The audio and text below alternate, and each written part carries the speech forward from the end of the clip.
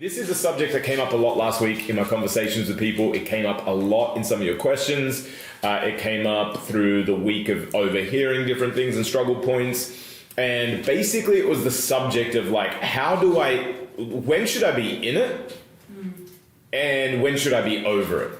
And it was this sense of like, I know I've got to be over it, but like every time I go over it, it falls apart and I got to get back in it. Yeah. Or I was in it and I left it and then it didn't work, or actually I've been killing this thing because I'm too in it, and all the rest of it. So I thought I would give a bit of through my experience in leading things and observing things, what this kind of looks like. I wanted to bring back an old school vintage People Church mantra that I think is good. And then I wanted to talk a few things on how we do this. And it's pretty quick and short and sweet, but I do think it gives us some measure. A lot of these measures are going to be way down the road for like most of us. But if we know what down the road looks like, I think we better regulate what now can look like, if that makes sense, okay? So, all right, here we go. Here is the first thing I think you should do, and it's an old People Church mantra, and you can write it down because I think you won't forget it, especially because it's a weird name. But when you take over something, when you start something, when you're going to initiate leadership somewhere, we used to call it the tour of Thailand.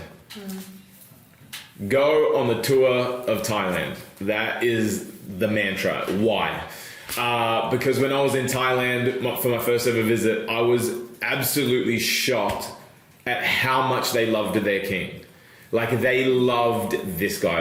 And his favorite color apparently was yellow, and so everybody wore yellow all the time. It was like he was a Cubs, he was a sporting team.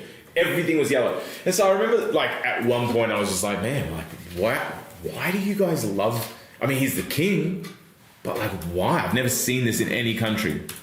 Basically, when he was studying here in America and he, all of a sudden became king, he flies back home to Thailand, and I think he spent the first 20 years or 10 years, something significant, and he traveled from town to town to town to town all through Thailand, and he met and shook as many hands as he could with the one endeavor of asking his people, what do they need and what do they want? And I was like, man, no wonder they love you. One, leadership often doesn't do that. Two, you actually got to know the thing you led before you got to leading it. And my thought is this: whenever you take on a team, whenever you take on an initiative, whenever you're starting a grow group, the first thing you want to do is the tour of Thailand. You want to know everything about what you lead and everyone that you lead. You need to know them. You need to know their needs, their wants, their hunger. You need to know their struggles. You need to know where they came from, what you're leading, what the town looks like, what the city looks like. If you're starting a campus, you want to know as much as you can. Because at the end of the day, now you're leading something that you're aware of, and you remember what we said, you have to know who they are, and then you need to know where you're going, and it's your job as leader to often be the bridge between those two places. And so if you can actually do the tour of Thailand, then I think you can create effective bridges, and it changes everything. In fact, one of my prayers from a preaching perspective has often been, God, if I could know you well and also know humanity well, I could link the two. And so the tour of Thailand is, I think, the first thing every leader should do. What is a practical that would do that is always start with getting numbers, measures. How many people need food? How many people are hungry? How many people are starved? How many people need a job? How many people need water? How many people are sick? How many people have kids? Why? Numbers tell a narrative.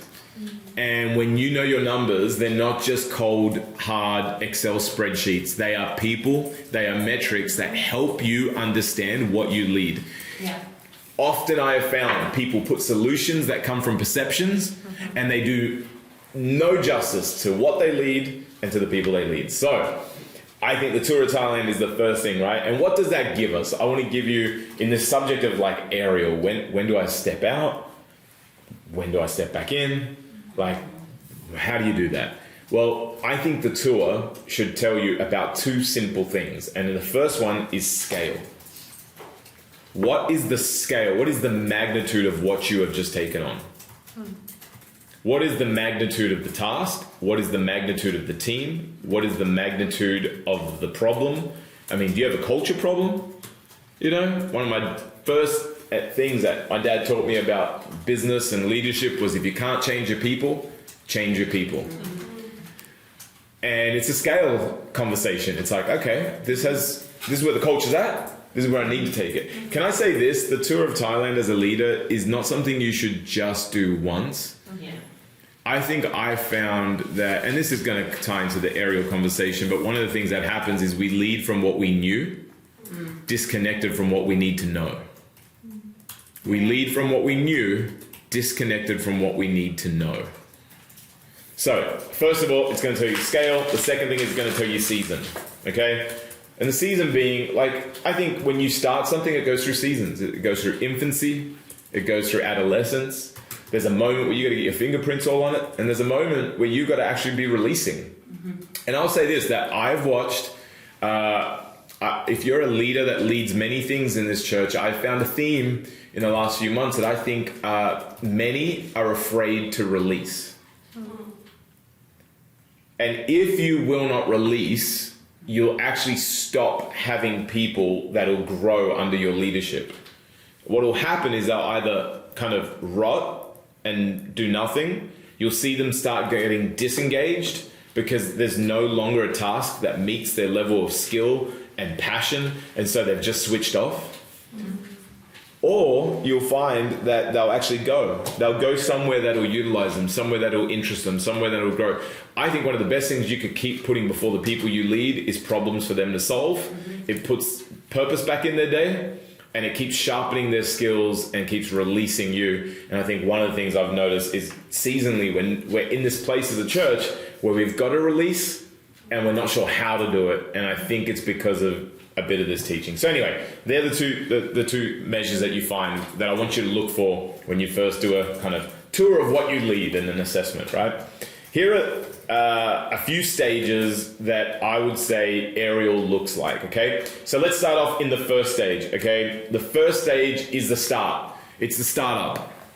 In the startup, I think your mix is somewhere between 10% aerial, 90% like in the weeds. And there's a few reasons for it. Team members are new. They need you in there helping them. You're usually teaching a lot. You're developing a lot. You're doing a lot of the roles that you'd eventually recruit for or employ for.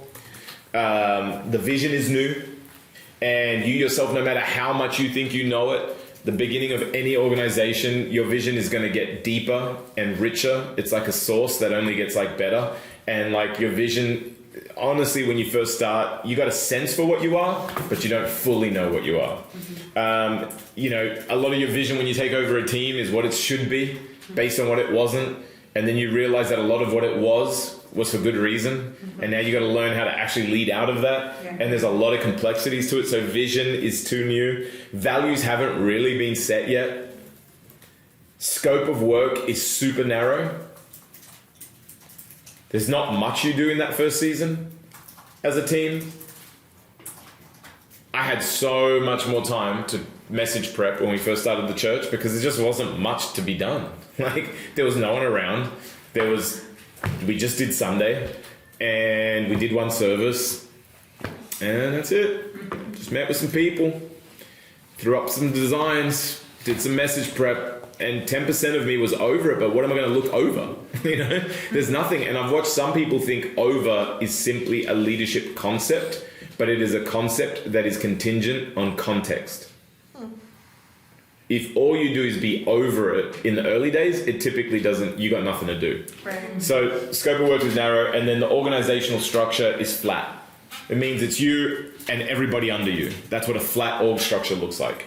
You, and then everybody's just there. They directly speak to you and no one else. So therefore, typically 90% of the time is you're building foundations to stand on so that eventually you'll be aerial.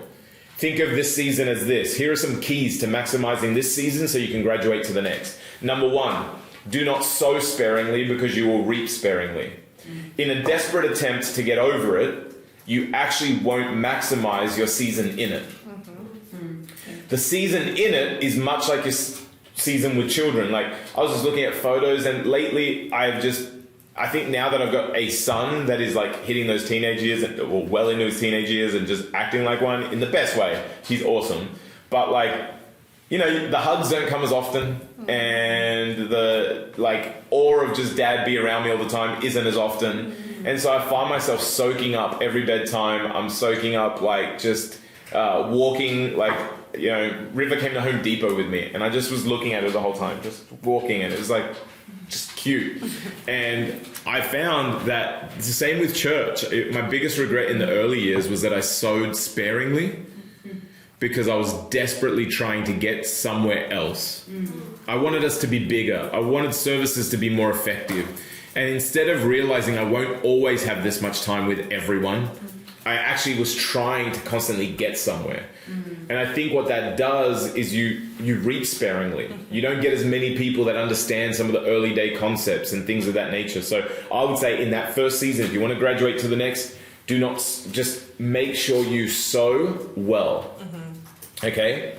The second thing is make sure you dig deep.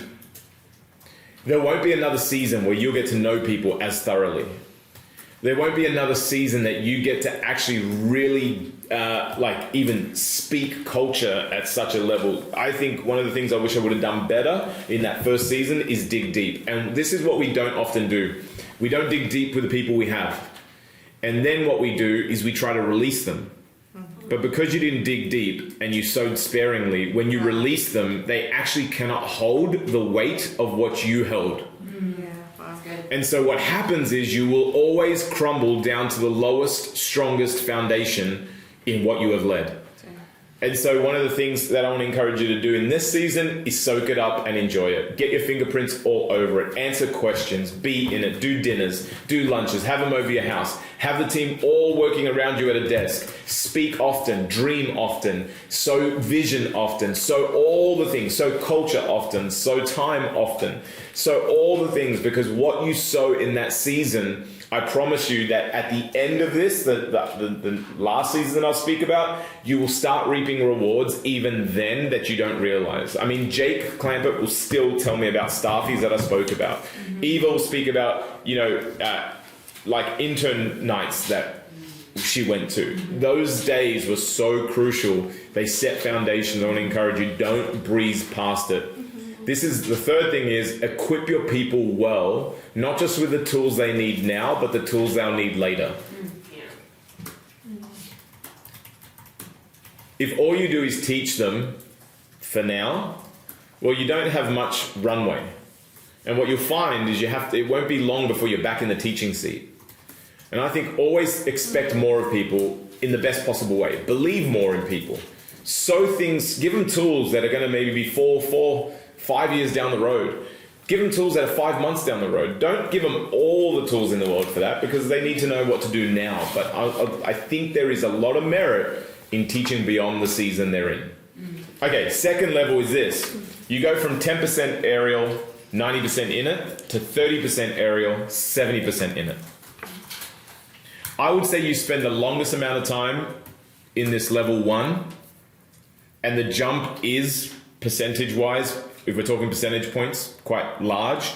But I think when you do season 1 well, this next season sits well, which is 30% aerial, 70% in it. It is still an infant phase. It's just learning to walk. It's just growing legs. Things are getting done. Work is happening, and teams are running. It's starting to show the promise of going 2 tiers deep. So you're still a flat structure, but you're starting to move away from a flat structure. It's the beginning sprouting stages of a flat structure going. Culture is just getting started. In this season, frustrations are still high. In this season, you feel like you're repeating yourself and not seeing anything. In this season, you feel like you say a lot, teach a lot, and you come back and only a little bit sticks. I think what's important in this season is that you now have to start releasing gradually. You need to have an eye for what's next, because this season done poorly will actually kill the momentum that you have built in the previous season. And think of it, in the last season, you're getting off the line. In this season, you're making sure that there is no obstruction to stop that thing from moving. So what that looks like is the reason you are only 30% aerial is that you are kind of just scoping out what's ahead. You're looking for potential growth, and you're actually aerial to evaluate the quality of the work being done and released. Yeah. So you're not detached. Everyone thinks aerial is detached. No, you're not detached. In this season in particular, you're watching the work you've released and you're watching the quality of the work, and now you're providing feedback and sharpening. This is a season to keep releasing them to more and teaching them how they could have done it a little bit better. I think in this season, what 30% aerial looks like is having bookends of your week where you come back to a whiteboard and you just keep evaluating what's happening. You keep thinking about your structures, your strategies, the info that you need to know, how many people joined the team, how many people you served, what are some of the strategic needs, how are you going to keep developing the person. In this season in church, I was starting to see gifts in Gio, gifts in Eva, gifts in Jake, gifts in Lauren. I was starting to see gifts in JLers, and I'm starting to watch them develop. In this season, I'm just starting to get a good mapping for who they are. So every week, as I go back to my board, I'm like, okay, Gio was successful in this, got to keep working on this. Ariel looked very ground still. I wasn't dreaming about starting new campuses. It wasn't any of that. It's just, Gio is here. Let me get him to this.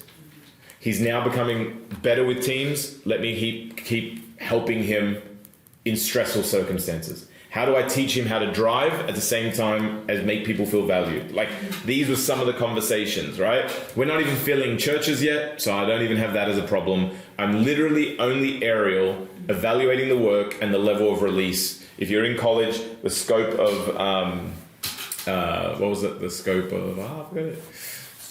Span of control is what you're kind of watching, okay? So 30%. This part is still pretty hands-on, but I think it's pretty kind of explanatory. You're still doing work. You're just trying to actually do work alongside people. Notice that 70%, I think the biggest change here is not in so much the aerial factor, but on the ground factor, you're not doing as much. Doesn't mean you're not doing it. You're usually doing it with them. So you're doing work with them, you're watching some of the work, but you're still very involved. The next one is 50-50. And I would say this is like an adolescence phase. In my experience, things are running and their first season of scale is coming up. This is the first time that grow groups are about to launch new grow groups from their grow group. It's the first time that teams have people, like Fallon would have actual people that are watching over things, that are responsible for things. Her people don't have team members yet, but they have responsibilities that are fully theirs and they're actually getting them done. They're starting to get around team and they're starting to learn how to recruit. They're awkwardly meeting people in the foyer. They're taking people for 7 coffees before they ask them once to join a team because they're too nervous to do it. Like, this is that season, and it's usually 50-50. In this season, you're making sure that half your time is starting to get split. 50% on the job, 50% actually staying aerial. It helps you make sure that you know what's actually happening at the same time as you're starting to put rails down for the next season to come, where you will be far more aerial and the work will start to happen. In this season, culture is set, but it's not reproduced. In this season, aerial starts to take on a strategic approach and it starts to think about scale. It starts to ask the question, how will I produce culture that doesn't just come from my lips, doesn't come from my actions? It starts to ask questions like, how are we teaching people, and what are our delivery systems, and what is the payload? The payload is, what do you need to get to people? The delivery system is, how do you get it to them?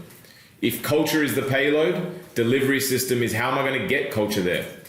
I once spoke to a leader and they said, hey, I need to know how to develop leaders. I'm like, that's awesome. What are you doing? And they said, I do an hour meeting once a month.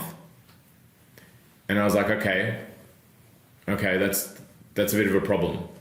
Are you saying that you could create and develop a leader in 12 hours? And they said, no, that's ridiculous. I was like, Exactly. So the payload is a mature leader who can replicate and lead initiatives with culture. That's a big payload. So therefore, the delivery system has to become frequent. So you're now starting to ask questions of yourself, in your team, in your company. If I'm going to lead this region or go lead this site and be a site manager, you're starting to ask what has to change, how long will that really take, and what are my delivery systems for it? The bigger what you have to deliver, the more frequent you need a system to deliver it, and the more variance and different places that has to appear. If culture only appears in Staffy, we're never going to get culture. So in this season of the church, I was like, okay, this is where we started talking culture at the beginning of a grow group. We started speaking culture at a staff meeting. We started speaking culture on a Sunday. We used to have leaders meeting before Wednesday's rehearsals. In this season, I'm starting to lay down tracks that are actually going to provide scale in what I do. And in order to do that, I need more time away from people. Because if I've done the last seasons well, they're carrying a lot of the work. But if I then get lost in the work, because that's where I find my purpose and my value, I'll never retract and remember that my actual function at the top of this organization is to see ahead and to create and plan and put systems that allow other people to move in the directions that they have to go. So in this season, you're starting to take a more strategic approach. At this point, you're definitely 2 tiers deep. You're starting to work on your 3rd tier of leadership. So that now your teams each have teams, and their teams are starting to get populated. This 3rd tier is the greatest measure of successful leadership because it is the first time that your people will replicate a culture that you are not involved in. It's not just organizational. We're organizationally 3 tiers down, but I'm going to think about it from your perspective. Whenever you're 3 tiers down, that's when culture's really tested. That's when you as a good builder is actually going to be exposed or rewarded. Because 3 tiers down, you no longer have the opportunity. Because by now your organizational structure is wide, it's deep, growth is coming in, initiatives are happening, more is happening. So all of a sudden now, people are actually teaching people and you haven't even met them. But when you meet them, what they say to you will reveal to you whether your people are teaching them well.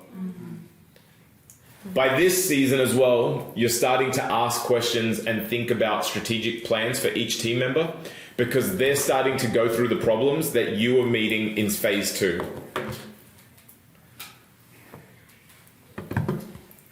Okay, next one is this, 70% over, 30% in. Things have definitely scaled by this point.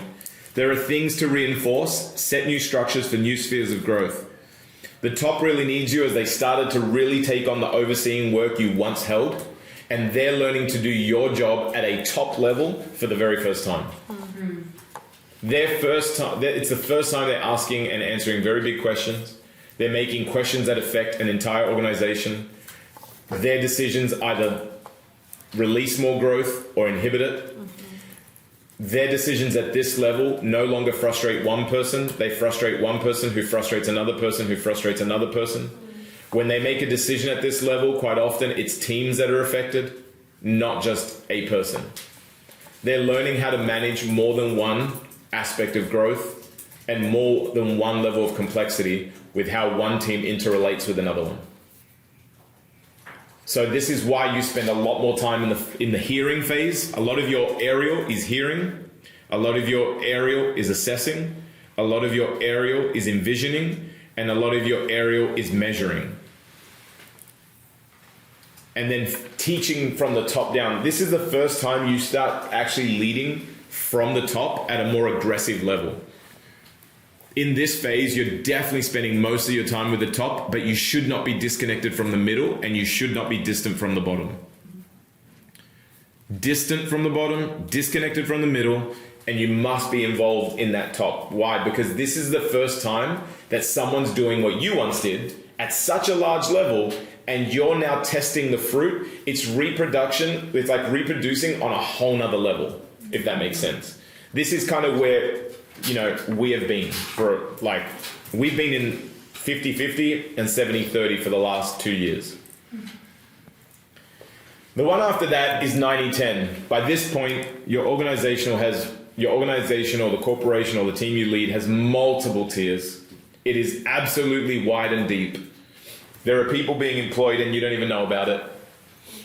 There's all sorts of things happening. Initiatives are happening. Businesses are starting. Campuses are starting. Whatever you want to say. By this point, you spend most of your time being 90% over it and 10% in it. It's probably your first season of scary big.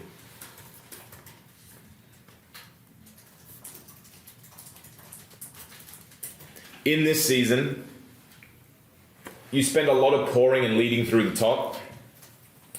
You need to feed the top well in order for the bottom to actually get fed.